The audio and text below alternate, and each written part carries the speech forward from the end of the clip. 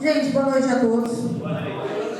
Desculpa a demora, nós tivemos uma série de problemas técnicos, inclusive porque eles já haviam testado antes. Né? O pessoal do estúdio testou o estúdio à tarde, a TI testou toda a rede à tarde e deu errado do mesmo jeito. Provavelmente por causa do tempo.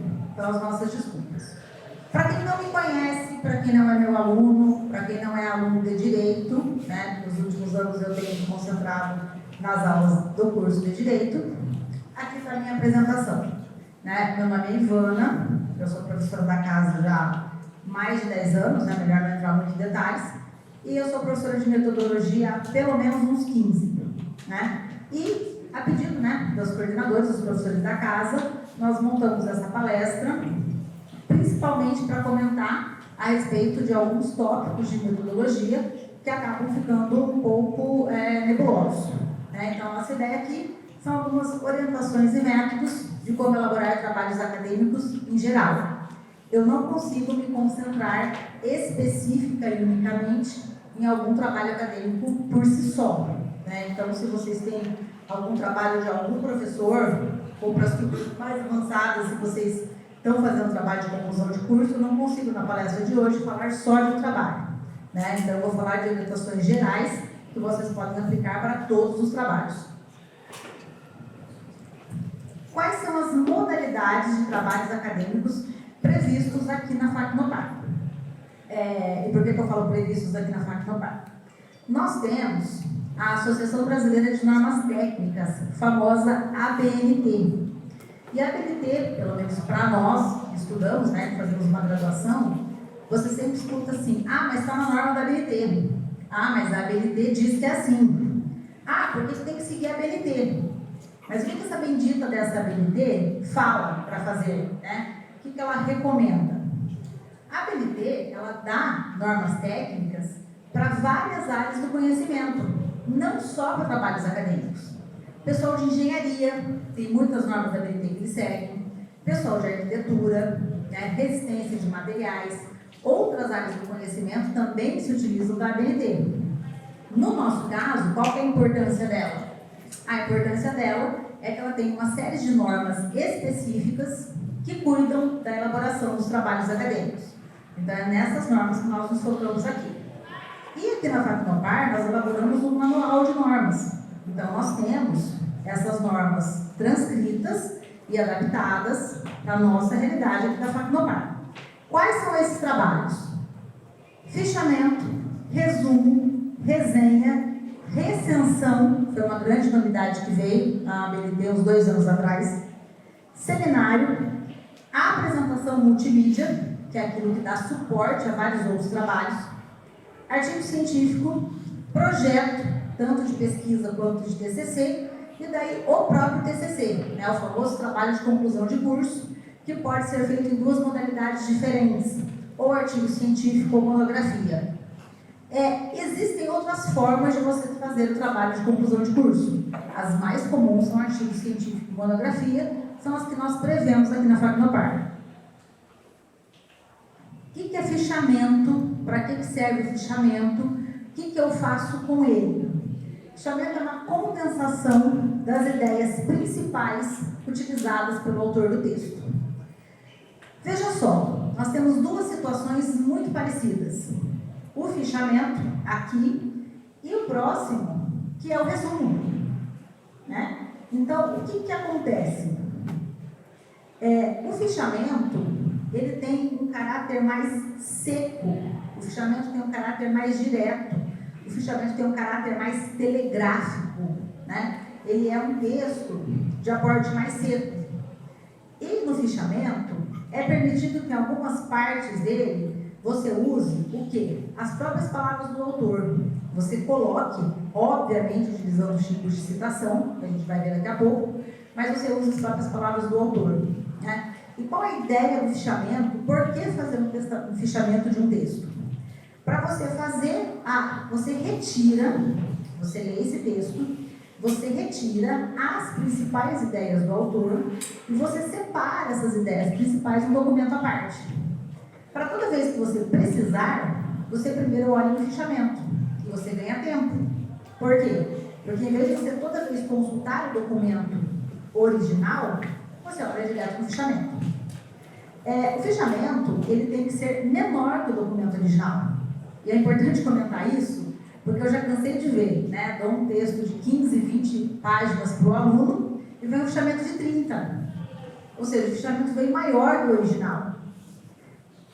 Existe a possibilidade de fichamento vir maior que o original se eu pedir um fichamento manuscrito. E daí, por causa das diferenças de tamanho de letra, acaba ficando grande.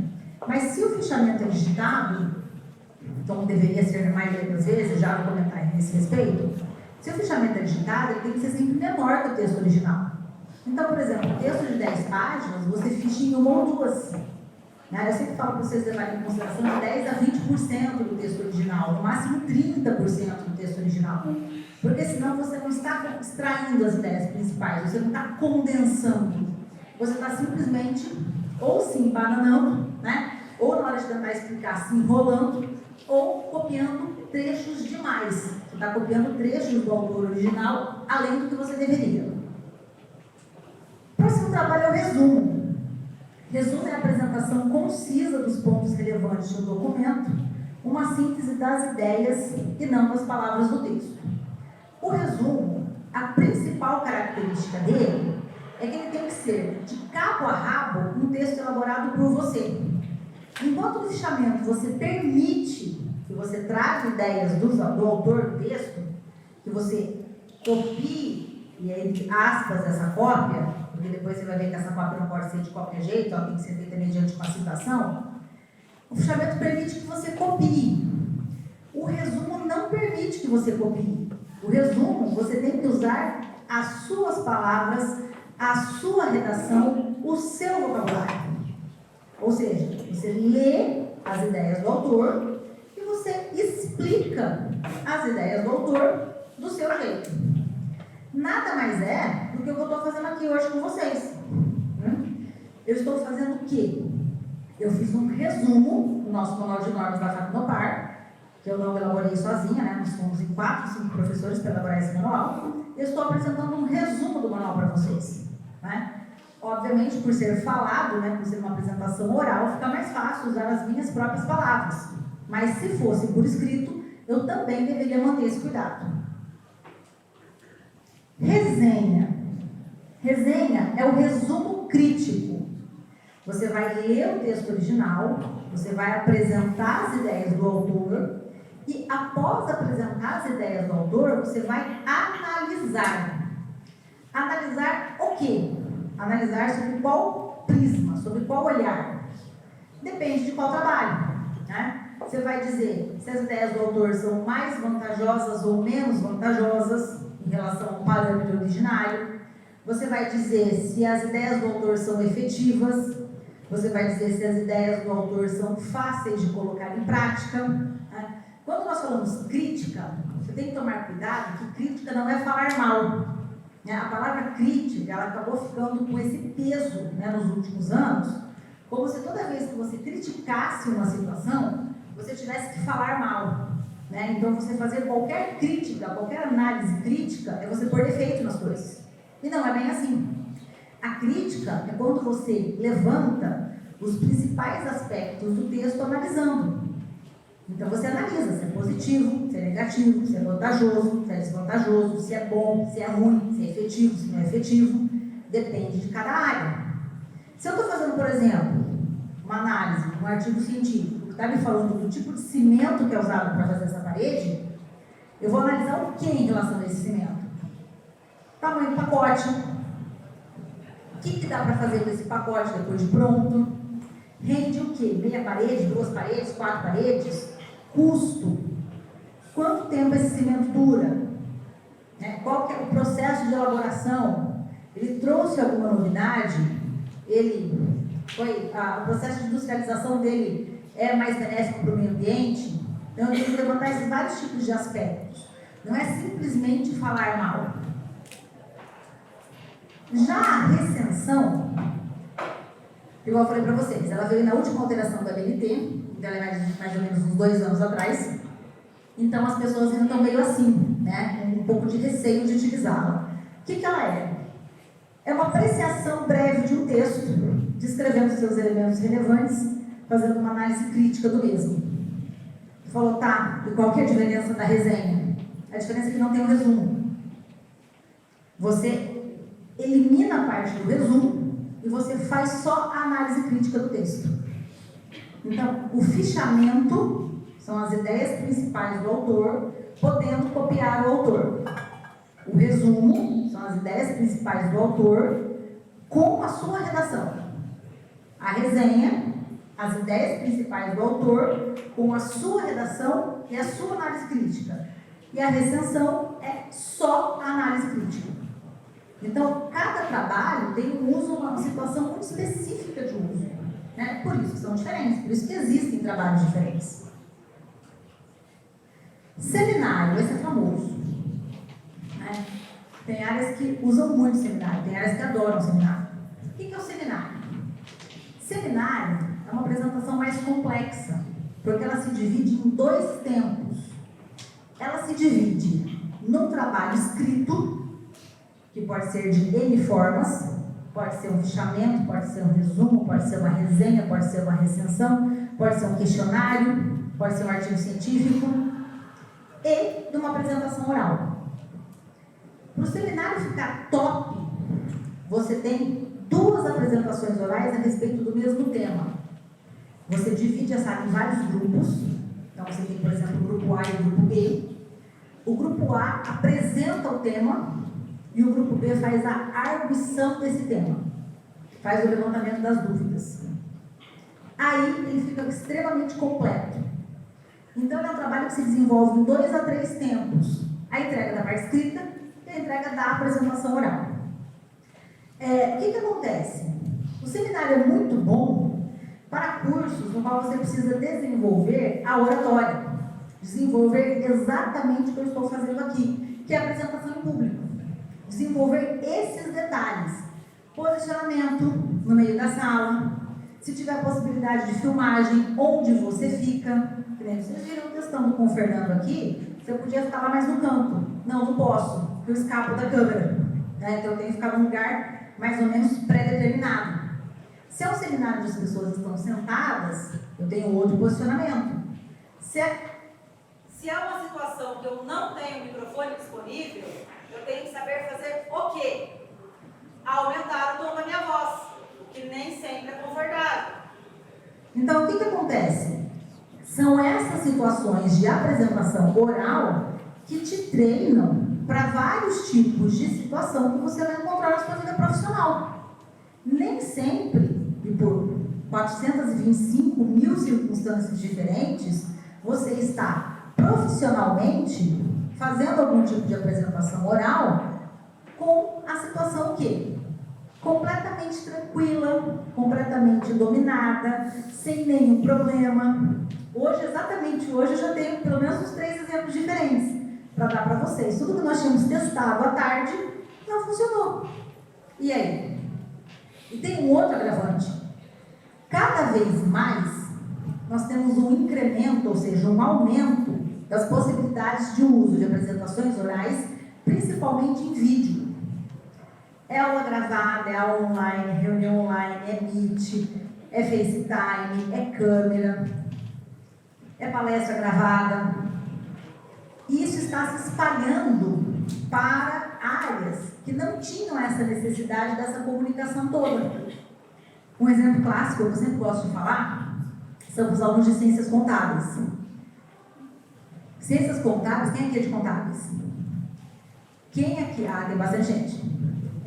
Eu já dei aula de direito para ciências contábeis, tá? Ciências contábeis tem um perfil que nas minhas salas, quando eu dominava pelo menos metade da sala, que é aquela pessoa que gosta de matemática e não gosta de interagir. São pessoas mais introvertidas. Então ele gosta de computador, sistema, conta, planilha, mas a última coisa que ele quer é dar uma palestra. Pois é, lamento informar, vocês estão sendo chamados para dar palestra. Vocês estão sendo chamados para interagir com as outras equipes da empresa. Vocês estão sendo chamados para conversar o tempo todo com o jurídico. Vocês estão sendo chamados para apresentar soluções, não necessariamente numa conversa pessoa a pessoa, né? Do inglês peer-to-peer, né? Coisa pequena, mas igual nós estamos fazendo aqui. microfone, plateia, teatro, sala. Uma área que tradicionalmente era mais introvertida. Está sendo chamada a esse tipo de comunicação. Então, o seminário prepara para isso. E é muito importante você já poder exercitar esse preparo desde a sua graduação. Por quê? Porque aqui é o lugar de errar, gente. É aqui que é o lugar de errar. Se você não errar aqui, você vai errar onde? É aqui que você tem os 3 passos da aprendizagem. Você vê a situação, você testa a situação, por isso a importância de fazer o trabalho sempre, e você tem o feedback, que é nada mais nada menos do que a correção, que você vai descobrir o que deu certo e o que deu errado, e você tem a possibilidade de refazer. Na vida real, no mercado de trabalho, você não tem a possibilidade de refazer. Dependendo do deslize, é demissão. E aí? Então você tem que aproveitar o ambiente universitário, que é um ambiente por excelência onde você pode errar, onde você tem essa possibilidade, né? Vai ter outro trabalho, vai ter outra prova, vai ter outra avaliação, tem possibilidade de você refazer a disciplina. O sistema é montado para, em caso de erro, você poder refazer. Claro, você não consegue permitir que a pessoa erre 8 anos seguidos. A pessoa ela tem que apresentar o nível de evolução, o aprendizado dela, que a possibilite ir para frente. Mas é possível. Eu sempre conto essa história nas minhas aulas, eu não sei se é todo mundo que acredita, né? Mas eu não posso combinar e trazer testemunhas a esse respeito. Minhas amigas de faculdade podem testemunhar. Eu era uma negação falando em público.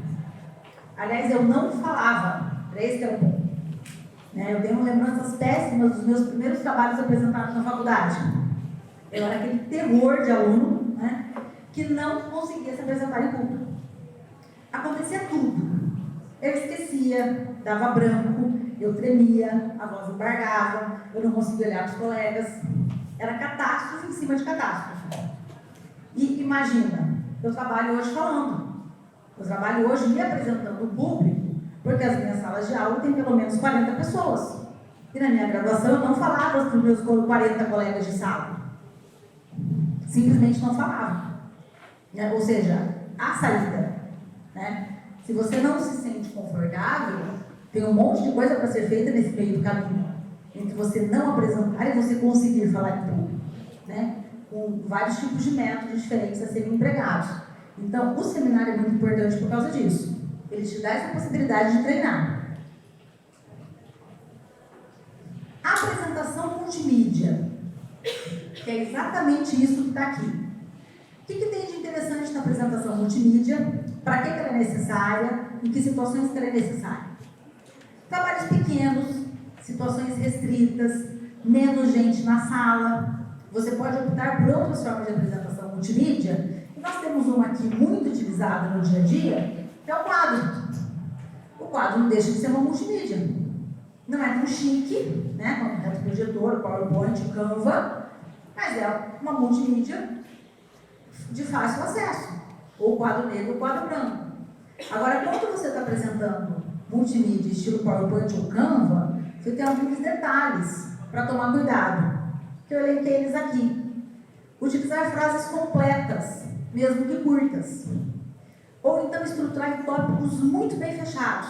Tem alguns outros slides que dá para ver isso aqui, já mostro. Tamanho da fonte. Você deve levar em consideração que tem que ser vista a fonte. Né? Ou pelo menos as principais informações. Essa fonte aqui foi uma fonte pensada para usar no estúdio. Não foi uma fonte pensada para eu usar aqui com vocês. Essa fonte está pequena. Olha a diferença dessa fonte aqui para essa fonte aqui. Como nós tínhamos uma situação de estúdio, isso ia ser projetado na tela, estava tranquilamente para usar essas fontes. Elas foram escolhidas com esse intuito. Como nós tivemos que adaptar, ela já não fica mais tão adequada. Ou seja, vocês estão tendo um exemplo real do que não fazer. Utilizar o mesmo tipo de fonte em todos os slides. Eu montei os slides e eu voltei corrigindo um por um. Por quê? Porque não é tão interessante você apresentar uma hora Arial, outra hora Times, outra hora Gothic, outra hora Lucila Wright, outra hora Verdana, outra hora Taroma. Causa uma bagunça visual. E apresentações assim, elas são apoio para o que você está falando. Não é uma obra de arte. Vocês são mais novos, vocês não pegaram nessa fase. Tinha uma época, quando surgiu o PowerPoint, todo mundo ficou empolgado com as apresentações multimídia. Então você recebia como se fosse um diário, né? Bom dia, 5 minutos de música, 400 telas diferentes, passarinho cantando no fundo, arco-íris piscando. Graças a Deus essa fase passou. Os meninos estão rindo porque eles lembram disso.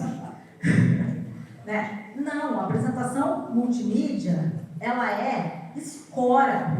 Ela está escorando a sua apresentação. Né? Então, ela não pode ter absolutamente tudo que você vai apresentar, senão eu não venho. Eu simplesmente mando o PowerPoint. Né? E ela também não pode ser muito pouca. Ela tem que ser intermediária. Se ela for completa, se ela tiver tudo, por que eu vim? Se ela não tiver nada, por que eu fiz? Então ela tem que ser um meio termo, ela tem que ser intermediária. Adequar a quantidade de texto em cada tela, está diretamente ligado ao tamanho da fonte. E cuidado com o excesso de cores, fundo, planilha, tema, barulho de máquina de escrever, música. Né? Teve uma época, quem aqui é de administração de empresas? A área de administração de empresas se empolgou. No começo dos PowerPoints, naquelas reuniões de empresa, o PowerPoint só faltava pular da tela e dançar, tipo holograma. Piscava, tinha aquele barulho de máquina de escrever, para que mudava de linha. Né? Daí você ia clicando de página por página. Daí, para apresentar uma página dessa daqui, ó, você clicava no título, na letra A, na B, na C, na D e na E. Ou seja, era meia hora só para aparecer isso aqui. Florzinha, fundo musical, enquanto o palestrante falava. Né? Tudo isso, gente, compete com a atenção. Se tivesse um fundo musical aqui, você não estaria me ouvindo direito. Se tem um som de passarinho aqui no fundo, atrapalha o que eu estou falando.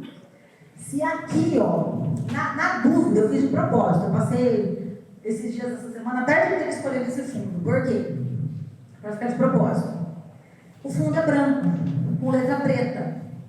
Na dúvida, fundo branco com letra preta. Ponto. E cuidado para fazer a inversão. O fundo preto com letra branca não é tão fácil de ler. Fundo preto com letra amarela, dependendo da luz que você tiver na sala, é infernal. Na dúvida, fundo preto com letra branca. Ah, então onde que eu coloco o movimento? No enfeitinho no canto aqui à beirada da tela. No logo da instituição, na diferença que eu fiz da minha primeira tela, que era coloridinha. É nesses pontos que você pode fazer o quê? Trazer um elemento visual para quebrar a seriedade. Porque isso não é texto escrito, não é livro. Então você pode trazer algumas coisas assim, né? Mas você tem que ter cuidado para não ficar muito enfeitado e não te atrapalhar.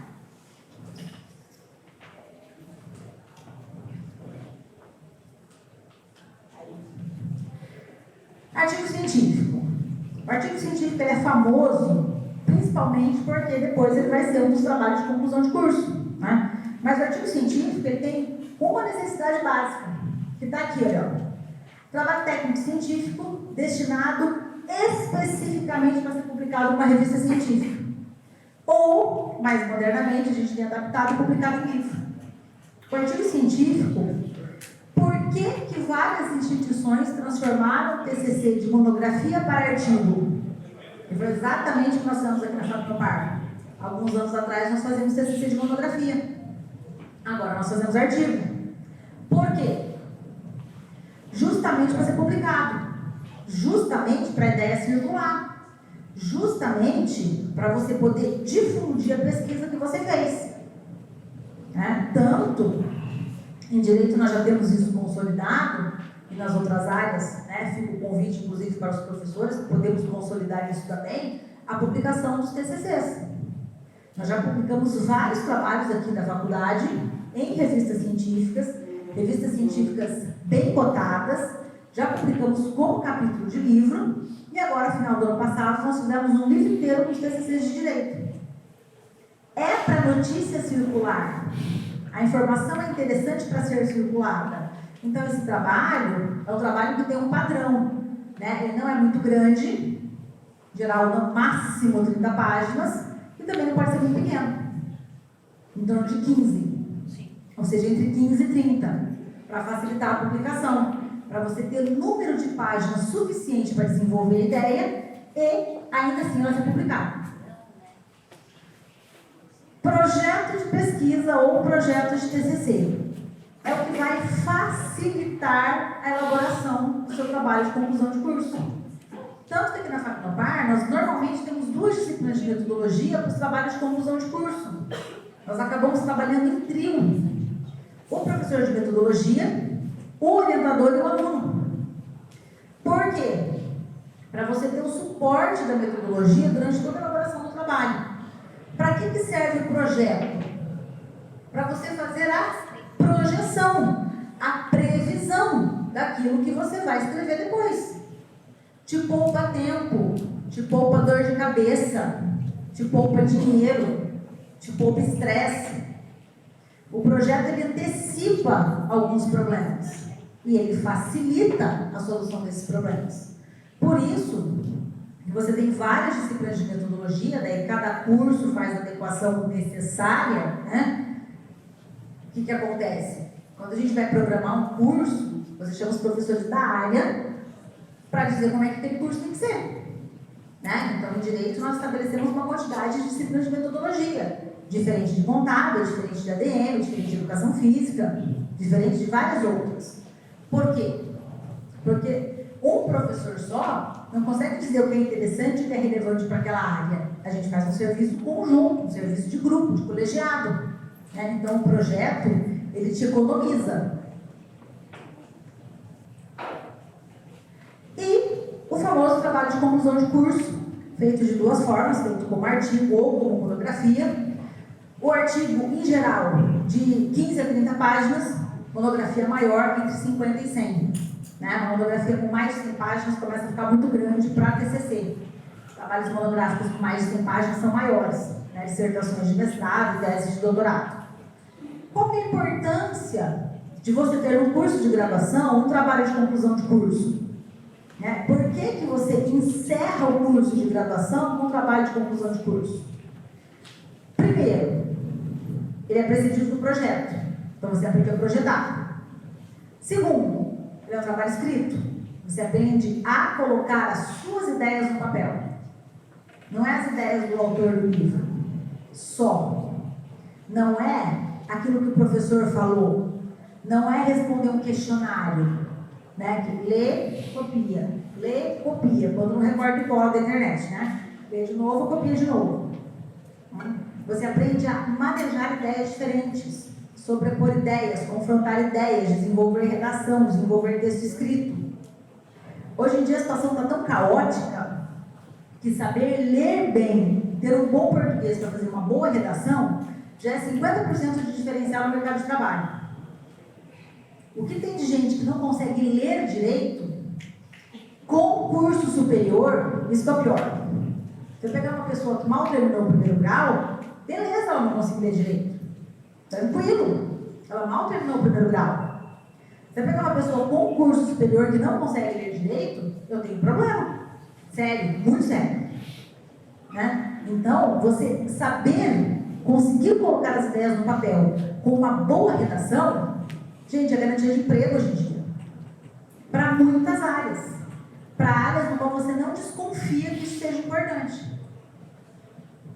Para áreas que você muitas vezes nem se dá conta de que isso seria um diferencial. Então, o trabalho de conclusão de curso, ele desenvolve várias habilidades em vocês. E depois desenvolve a habilidade de apresentar perante uma banca. E de desenvolver o seu argumento perante professores. E saber responder as perguntas deles e desenvolver a sua ideia. Vender o seu peixe para eles. Você precisa saber fazer isso profissionalmente em 200 situações diferentes. Como é que você vai se portar numa entrevista de emprego? Como é que você vai pedir aumento para o chefe? Você vai chegar e vai falar, eu sou bonito, por isso que eu preciso receber mais? Não tem condições. Por isso que tem gente que depois não entende porque não se desenvolve na profissão. Porque você tem que saber argumentar. Você tem que saber argumentar das 2 formas, por escrito e oral. Não adianta só você escrever maravilhosamente bem e não saber se comunicar, oralmente falando, no mundo cada vez mais imagético, cada vez mais regados por lives a todo momento, principalmente com as mudanças feitas pela pandemia. Não adianta você saber falar super bem se o seu texto escrito é uma catástrofe. Futuramente no mercado de trabalho, as pessoas vão descobrir isso e vão falar, não, fulano não. Por quê? Fulano não consegue escrever um texto. Ah, mas ele fala super bem, uai, mas eu tenho que contratar 2 pessoas para uma vaga, uma que fala e uma que escreve. Com as empresas metade mal das pernas saindo da pandemia, eu vou economizar, eu quero contratar uma que sabe fazer as 2 coisas. Então, o trabalho de conclusão de curso, ele não é algum funcionário obscuro do MEC que levantou de mau humor e enfiou isso no meio, né, do curso, seja lá qual for ele.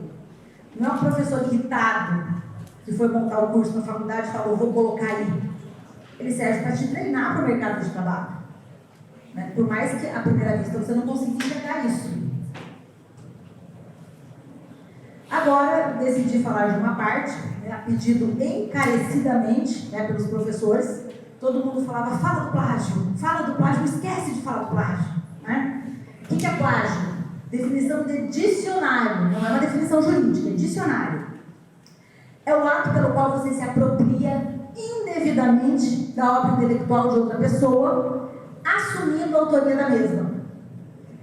O trabalho intelectual não foi seu, foi de outra pessoa. Você não avisou, você não deixou isso claro. Tem 3 tipos de plágio. Plágio integral, que é a cópia de um trabalho inteiro, sem citar a fonte. Gente, o que eu já peguei de trabalho copiado de cabo a rabo, a pessoa não mudou nem a letra. Do jeito que ela pegou um trabalho da internet, ela imprimiu ou ela te encaminhou em PDF. Você olha assim, principalmente para a gente que trabalha com metodologia que é acostumado, tem letra que eu sei pelo nome, gente. Tem letra que eu olho para elas, eu sei diferenciar ela das outras. O trabalho é idêntico. Você olha assim e você fala, mas não é um Arial. É uma verdana. Daí você dá uma procuradinha assim de 5 segundos na internet e você acha o trabalho inteiro lá.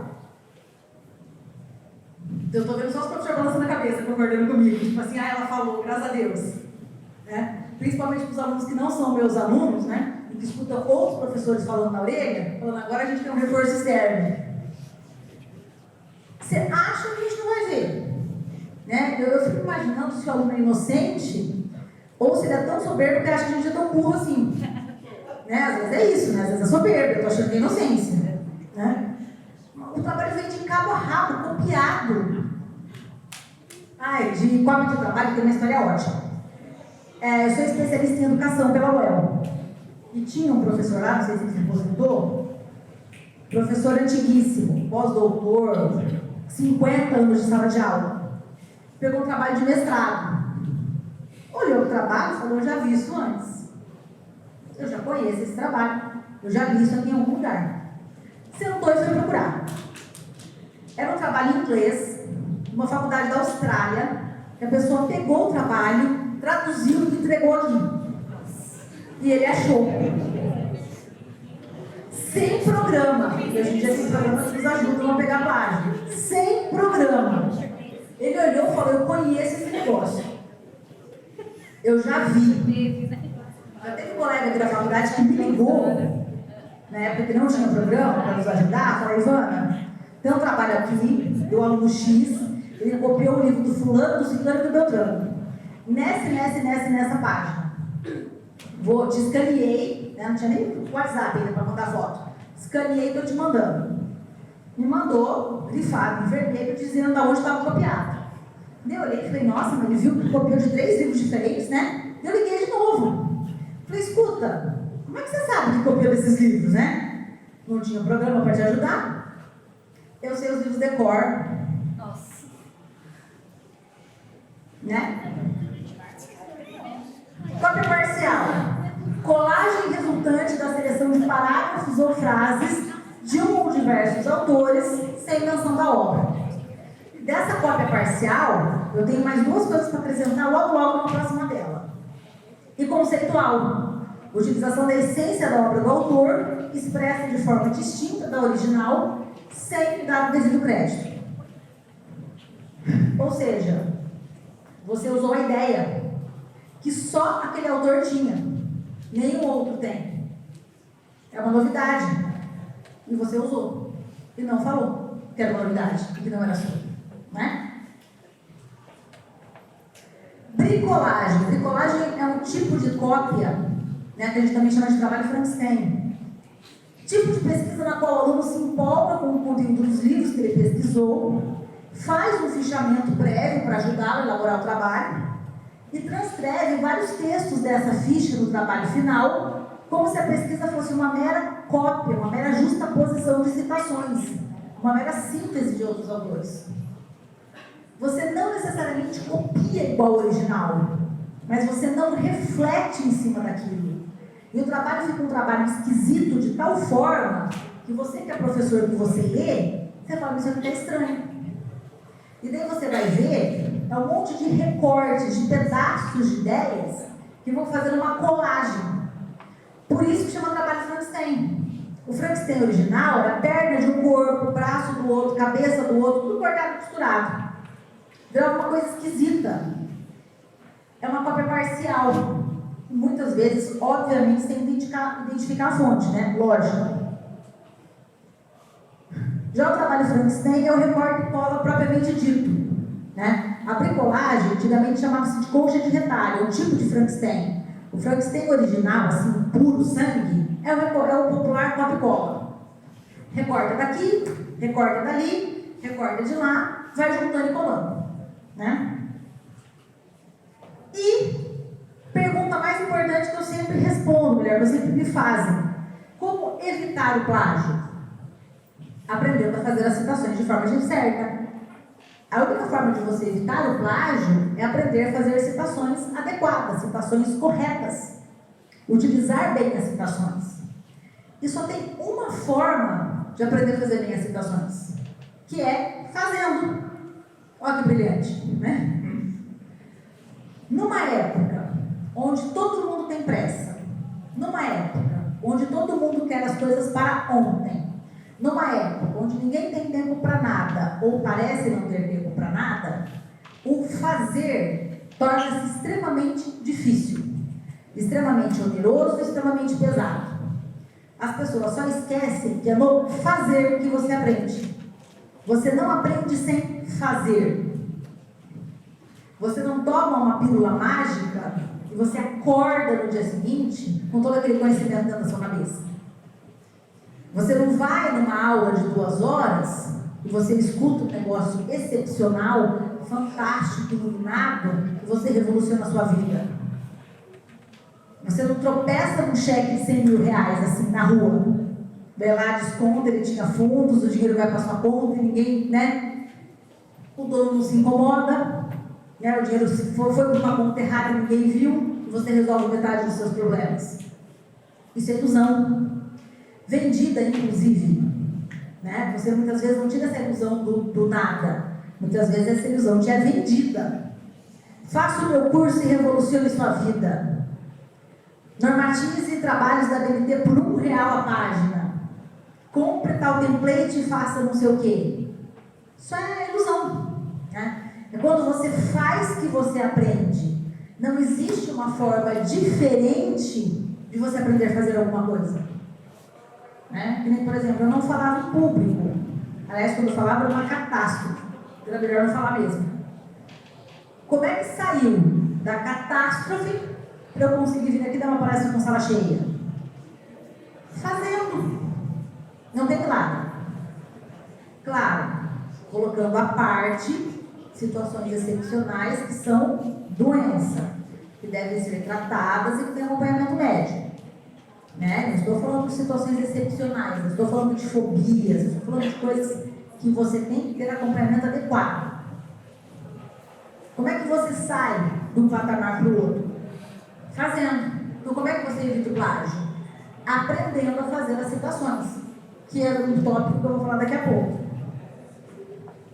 Outra coisa em relação ao plágio, para os alunos de direito, eles descobrem, mas como aqui pelo menos mais da metade do nosso público não é de direito, achei bom avisar, plágio é crime. Olha que interessante.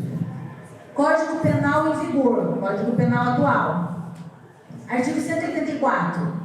Violar direitos de autor e os que lhes são conexos. Detenção de 3 meses a 1 ano ou multa. Pode falar, nossa, professora, 3 meses? Dá nem cócega isso daí. Faz um acordo lá com o promotor e vem da cadeia. Não da cadeia, mas prejudica, e muito, a sua vida profissional. Não dá nem para fazer um concurso de professor com certidão de antecedentes criminais, sabia? Nem um concurso de professor, primeiro grau, segundo grau. O pessoal que faz curso de licenciatura, nem para isso se consegue. Escolas particulares, faculdades particulares, escolas de primeiro e segundo grau particulares, se elas sabem que você tem antecedentes criminais, elas demitem o professor. Ah, mas não tem nada a ver com o trabalho que eu estou exercendo. Será que não? Será que não tem nada a ver? A gente sempre está acostumado a falar de crimes mais graves e mais violentos, né? Roubo, latrocínio, homicídio, tráfico de drogas. Você tem uma outra quantidade de crimes intermediários também significativos, que também trazem consequência para a sua vida. E, no parágrafo 1º, você tem o que a gente chama de majorantes, né? Situações que tornam o crime pior. Quais situações que tornam o crime pior? Se a violação consistir em reprodução total ou parcial, com o intuito de lucro direto ou indireto, por qualquer meio ou processo de obra intelectual, interpretação, execução ou fonograma, sem autorização expressa do autor, do artista intérprete ou do executante ou do produtor, conforme o caso ou de quem os represente, né? Essa parte mais qualificada prescreve em 4 anos, pena, reclusão de 2 a 4 anos. E essa parte prescreve em 8. Ou seja, você cometeu plágio na faculdade, de 4 a 8 anos depois você ainda pode ser processado criminalmente. Não é uma coisa, não é uma situação simples, não é uma besteirinha. E em direito nós já vimos processos criminais sobre isso. Não é que não tem, tem sim. Quais as responsabilidades para quem comete plágio? Primeira responsabilidade administrativa da faculdade. Você tem uma punição interna, que é o quê? Trabalho com plágio vai de 0. Ponto. Não tem como eu passar a mão na cabeça e cobertar o cometimento de crime. Civil. O dono do trabalho que você copiou pode lhe pedir indenização. Cash, grana, bufunfa. Já vi indenização de 15 mil por causa de plágio. Faz as contas do teu salário. Quantos meses de salário você ia pagar uma indenização dessa? E a responsabilidade penal, que prescreve entre 4 e 8 anos. Gente, como advogado eu falo tranquilamente. Se for para eu me enroscar, passar a mão na cabeça de aluno por plágio, sujeito até 4 anos de detenção, com prescrição de 8 anos, a gente advoga para traficante que dá mais dinheiro. Se for para cometer crime, enquanto advogada, vou advogar para o PCC. Eles pagam em pó. Eles entregam, juro, eles entregam onde você quiser. Eles te pagam em dinheiro ou em pó. Qual você escolher? Entrega em casa. Doutor, nós estamos com o caminhão carregado, para mandar para onde? Vocês estão dando risada? É verdade. Não é brincadeira. Meus amigos criminalistas que sabem e contam. Não é brincadeira, é verdade. Então, se for para ter algum problema como autora de um crime, pelo menos vamos fazer um negócio que dá lucro, né? Plágio. Tem condições. Né? Então, plágio é uma coisa que você não se acoberta. Por isso que o professor tem tanta pirra de plágio. O professor de direito, então, tem o dobro.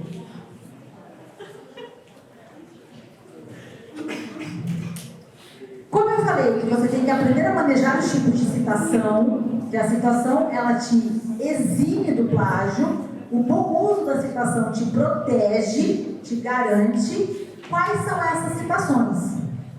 São 2 que acabam montando 3 subgrupos. Você tem a citação direta, dividido em direta curta e direta longa, e a citação indireta. Como que ela se operacionaliza?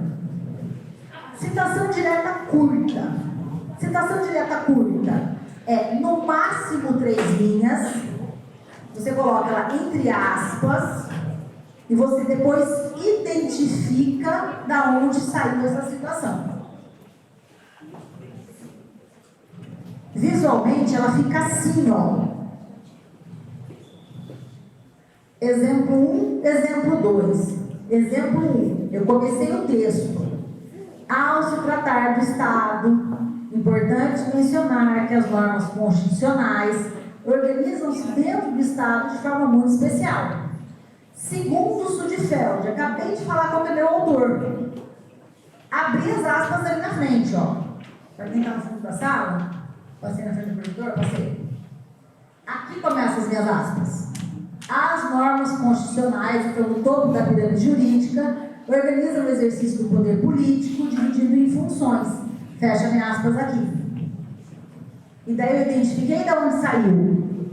Autor, ano e página. Chama-se sistema autor data. Segundo exemplo. Ao se tratar do Estado, né? Não coloquei segundo Sudfeld. Coloquei assim. Engata a minha citação. Aqui embaixo eu coloco o quê? Aqui embaixo eu coloco autor, ano e página. Exemplo 3 da citação direta curta. Essa é uma citação com nota de rodapé. Eu coloco na nota de rodapé mais informações do que eu tinha na outra forma, que é o sistema autor dado. Eu coloco praticamente as referências inteiras. Sobrenome do autor, nome do texto, nome do livro, edição, tiragem, cidade, editora, ano e página. Reparem que nessa citação, eu coloquei a citação direta curta em si nos 3 exemplos iguais. Eu mudei só as formas de você identificar de onde elas saíram, né? 2 formas diferentes para o autor data e uma forma para a nota de rodapé. Citação direta longa. A citação direta longa é aquela que forma um quadrado no meio do texto. Visualmente falando, é mais fácil de identificar. É aquela que eu bato o olho e eu vejo que está completamente diferente. Por quê? Eu estava escrevendo, e se tratando de normas constitucionais, percebe-se que eu dei um enter. Aqui, por ser PowerPoint, eu não consigo mostrar o recuo. Mas no Word, aqui eu tenho um recuo de 4 centímetros. Ela tem que ter mais de 3 linhas. Ela tem espaçamento diferente do texto. O espaçamento dela é simples, é 1. E a letra é tamanho 10. Pode ser 10 ou 11, aqui na parte nós sistematizamos em 10. Para ficar bem visível, porque fica menor. E daí, ao final, tem também o autor data. Já vou falar mais do autor data. Outro exemplo de citação direta longa. E ao final, nota de rodapé. E a citação indireta. A citação indireta é uma paráfrase. A citação indireta, o que acontece com ela? Você coloca a ideia do autor. Você não coloca as palavras do autor. A citação direta chama-se indireta porque ela é uma cópia. Você copia. Ela é uma cópia, por isso que ela chama-se direta. A indireta é uma paráfrase. Você reescreve com as suas palavras. Que eu percebo que é uma dificuldade gigante dos alunos. Eu sempre brinco que é a tia da 6ª, 7ª série que deveria ter ensinado isso. Então eu estou chegando para ensinar atrasada aqui na faculdade. Eu aprendi a fazer citação indireta com a tia da 7ª série e da 8ª série. Tereza era a mesma, ela deu aula 2 anos seguidos. Ela colocava um texto no quadro. Sabe aquele dia que a aula termina às 10? A professora já acabou a matéria, mas tem que esperar até 10h20 para dar o sinal? Né? E como você está tratando de crianças e adolescentes, eles não conseguem ir embora sozinhos da sala? Vocês levantam e saem, né? Eles não podem. Naqueles 20 minutos que sobrava, ela escrevia um texto no quadro e você tinha que reescrever. Então aqui, ó, eu dava esse quadro aqui, vamos dar o exemplo desse quadro aqui. Nessa metade aqui, ela escrevia um texto. Claro, texto curto, parágrafo. E você era chamado para ir ali reescrever. Como é que ela te convencia ali a escrever? Cada dia tinha uma técnica diferente. Ponto na prova. Se todo mundo, né, se 3, 4 pessoas se voluntariassem, saíssem em grupos mais cedo. Melhor de 3. 3 pessoas faziam o texto, o que, né, ficasse um texto melhor ganhava um chocolate. Criança e adolescente é fácil de ser comprado. Nome na prova, né? Ela fazia isso o ano inteiro, os 2 anos inteiros, 7ª e 8ª série. O que acontece? Você chega na faculdade, você pega um texto, você reescreve 5 formas diferentes. Você passou 2 anos treinando. Ah, professora, mas a minha tia da 7ª série não fez isso comigo. Não sei. Ótimo, faça você agora com você mesmo. Você é adulto. Né? Se você não chegou com esse conhecimento até aqui, adquira reescrever. Pegue o mesmo parágrafo e faça 2, 3 versões diferentes para ele. É possível? Opa. E mais um exemplo de citação indireta. Tem mais um exemplo de citação indireta com a mesma lógica. Eu reescrevi o texto. Se vocês observarem, é sempre o mesmo texto. Eu peguei o mesmo texto e fui fazendo várias coisas com ele. Citação indireta curta, citação indireta longa, citação indireta, mesmo autor, mesmo texto, mesmo livro, praticamente o mesmo parágrafo. Só mudando as situações para que vocês consigam ver que é possível. E aqui, um quadrinho comparativo da parte técnica. Elementos. Na citação indireta, minha fonte é 12. Ela está no meio do texto, ela se mistura com o texto. Na direta curta, é 12. Ela também está no meio do texto. E na direta longa, é 10. Recuo. Na citação indireta, o recuo normal. Era 3 centímetros, agora é 1,5. Na citação direta curta, é recuo normal, 1,5. Na direta longa, é aquele recuo especial de 4 centímetros, que faz o texto ficar bem marcado. Aspas. Citação indireta é sem aspas. Citação direta curta é a única com aspas. Citação direta longa, pelo amor de Jesus, sem aspas. 90% dos alunos mete aspas na citação direta longa. Não precisa. A letra já é menor, o recuo é maior, o espaçamento é menor. Você olha no texto, a primeira coisa que você vê é a citação direta longa. Você abre a página do trabalho, a primeira coisa que aparece. Para que você coloca aspas? Tem por quê? Na direta curta eu coloco aspas, porque ela é a única coisa que me identifica que é cópia. Na indireta, como eu estou reescrevendo, nem aspas tem. Olhem a diferença. São detalhes.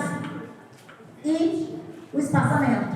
Indireta, espaçamento 1,5, direta 1,5 e a direta longa 1. Por quê? Justamente para ficar bem marcado que ela é diferente. A citação, a mesma citação, dessa citação, nascem 3 elementos diferentes. A própria citação, com aqueles detalhes que eu falei no quadro anterior, a chamada indicação das fontes consultadas, popularmente os alunos chamam de referência da citação, e as referências ao final do trabalho. Então, ligado ao mesmo fenômeno, que é você fazer a citação do seu trabalho, tem 3 coisas acopladas. Aqui eu estou falando da indicação da fonte consultada. Toda vez que eu cito alguma coisa, esse negócio não pode vir do além. Não foi psicografia. Veio de um texto específico.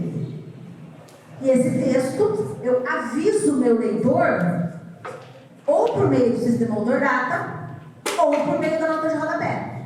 É assim que eu conto para o meu leitor que a ideia não é minha. E é assim que eu me protejo do plágio.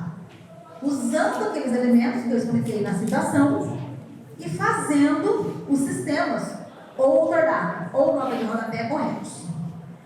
Primeira observação aqui, e a mais importante delas. Você, aluno, escolhe qual sistema você gosta mais, você se identifica mais, você acha mais fácil. Só que você usa só um sistema no trabalho inteiro. O que acontece? Eu juro que o aluno deve pensar assim, ninguém teve coragem de confessar para mim, mas eu tenho certeza que é isso que passa na cabeça de vocês. Você pensa assim, aquela professora chata vai ver só.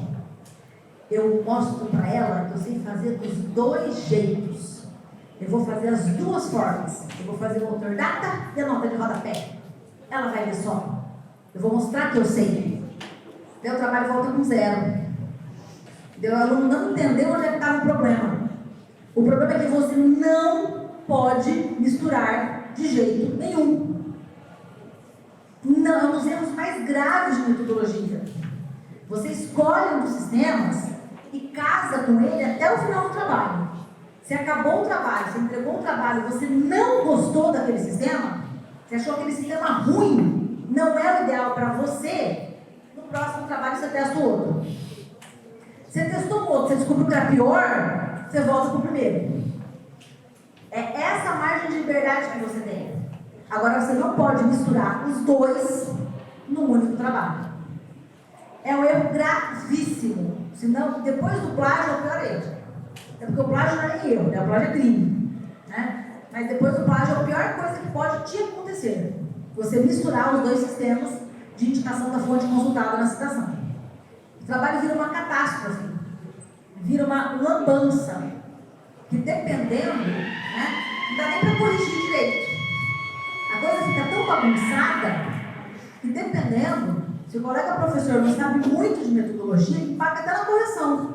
Porque vira uma salada tão grande que ele não sabe mais o que é o quê. Né? Então, muito cuidado com isso. O sistema autor data tem uma regra simples, tão simples que o aluno se embanana. Sobrenome do autor, tudo em caixa alta, ano que o trabalho foi escrito ou publicado. Às vezes na internet você não acha que o trabalho foi escrito, só publicado. E a página? Aqui embaixo um exemplo. Cousane, 2001, página 20. Atentem-se para um detalhe. Atentem-se não é um detalhe, uma regra, né? Atentem-se para uma regra. Metodologia é detalhe. O que é esse sinal aqui? É um parênteses? É porque é para ser parênteses, não é para ser colchete nem chave.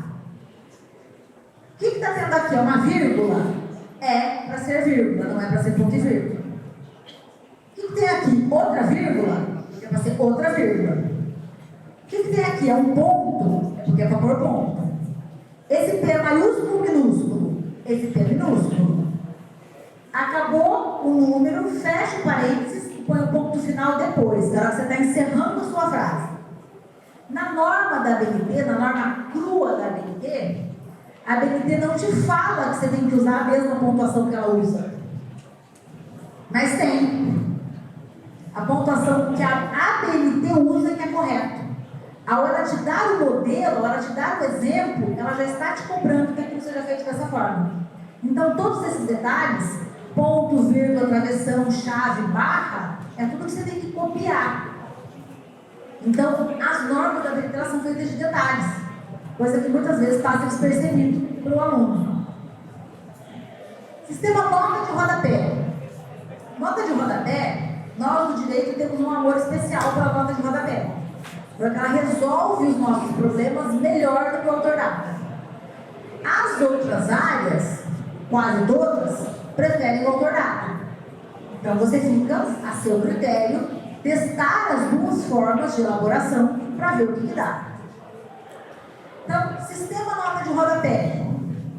Sobrenome do autor, nome do autor, título do texto em negrito, número da edição, cidade, editora, ano e página. Olha o exemplo.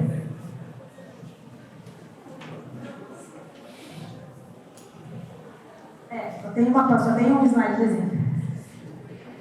Depois que você fez a citação de forma correta, depois que você fez o sistema de nota de rodapé ou o autor data de forma correta, ao final do trabalho, tem o que está escrito aqui que nós chamamos de referências. É referências. Não é referência bibliográfica e não é bibliografia. E já faz 15 anos que a BNT mudou. É referências. Por que é referências? É todo material de consulta que você usa. Quase metade do nosso manual de normas é para explicar fazer referências. Então, o que eu trouxe aqui? As mais usadas. Quais são os elementos essenciais das referências? Nome do autor. Texto sem autor não é texto de pesquisa. Texto sem autor, obra aberta, que você não sabe quem escreveu. Tem um negócio chamado Wikipédia, maravilhoso para saber personagem de novela, maravilhoso para você ver série, maravilhoso para você descobrir o nome daquele ator norte-americano que você não lembra, mas não se usa em pesquisa acadêmica, de área nenhuma. Porque a Wikipédia é aberta, qualquer um pode mexer, pode colocar informações falsas e às vezes não tem como você descobrir. Eles têm um sistema de verificação interno deles, mas que às vezes demora. Claro que se no site da Casa Branca um rei querer entrar e alterar, eles vão descobrir rapidão. Você acha que para exatamente aquilo que você está pesquisando, da sua área, um negócio específico, eles vão ficar olhando? Claro que não, né? Então você não pode confiar. Eu só gosto de usar texto que eu sei quem é o autor. E outra coisa, o autor tem que ser tão qualificado ou mais qualificado que eu. Eu, como professora, não vou usar um texto de um autor de primeiro ano. O primeiro ano de direito, provavelmente. Ele começou a estudar direito agora, faz 20 anos que eu estudo, ele sabe mais que eu. O meu autor tem que ser sempre melhor que eu, tem que ser mais qualificado que eu. Né? Então você é aluno, você está no 4º ano, você vai copiar, você vai se inspirar no aluno de primeiro, mas ele começou a estudar agora, você já está estudando faz 4 anos. Ele sabe mais que você? Não tem lógica na minha cabeça, tá? A BNT não fala nada disso. Nome do texto. Texto tem que ter nome e de onde o texto saiu. E aqui tem 2 regras básicas. Se o texto for um texto impresso, edição, editora, cidade e ano. Se o texto for um texto retirado da internet, disponível em e acesso em.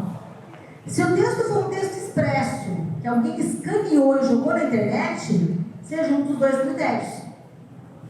Edição, editora, cidade e ano, disponível em e acesso em. Tá? Exemplos. Isso aqui é um texto impresso. Sobrenome do autor, nome do autor, título, sempre em negrito, edição, local de publicação, editora, ano, volume do livro se tiver. Isso serve muito para nós de direito, né? O pessoal gosta de escrever, não economiza, né? Escreve 6 livros, 6 volumes do mesmo livro. É uma obra em 6 volumes. O troço vai ter, sei lá, 3.000 páginas. Então você indica o volume.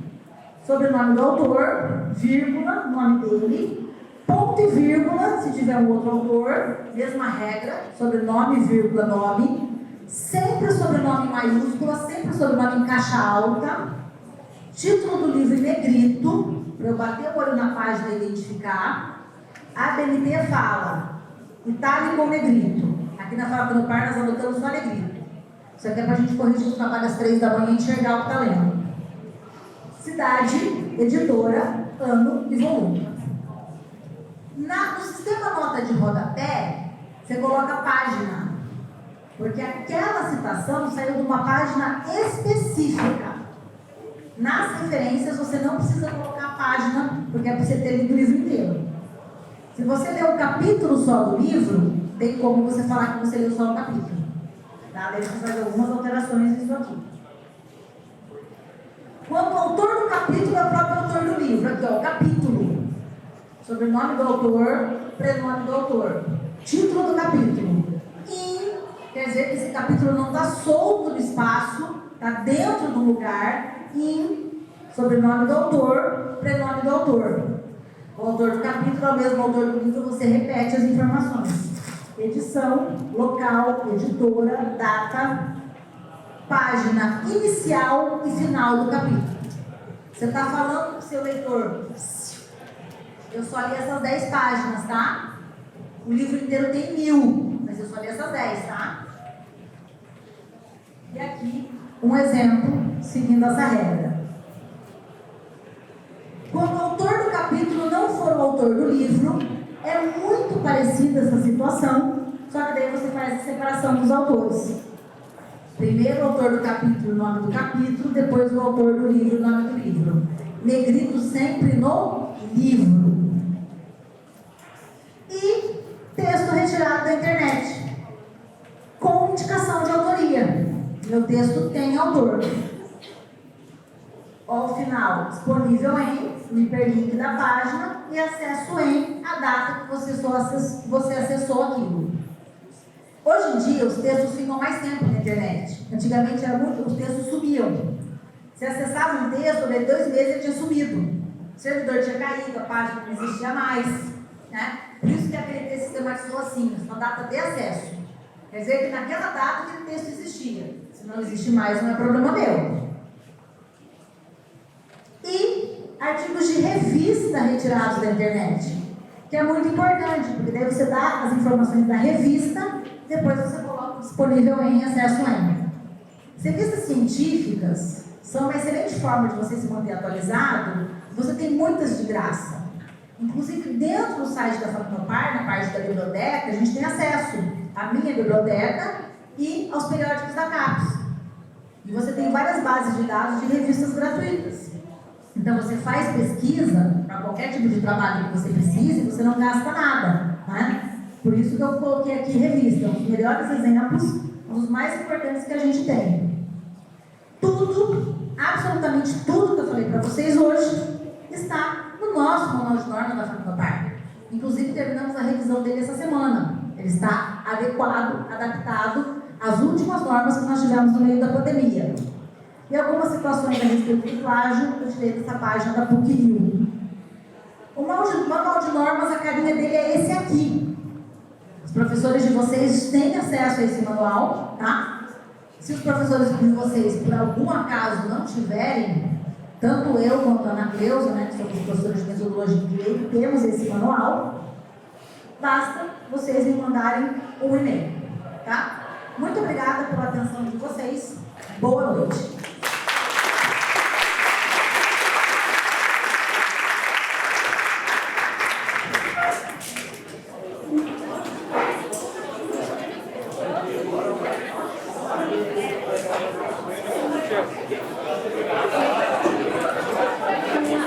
Thank you.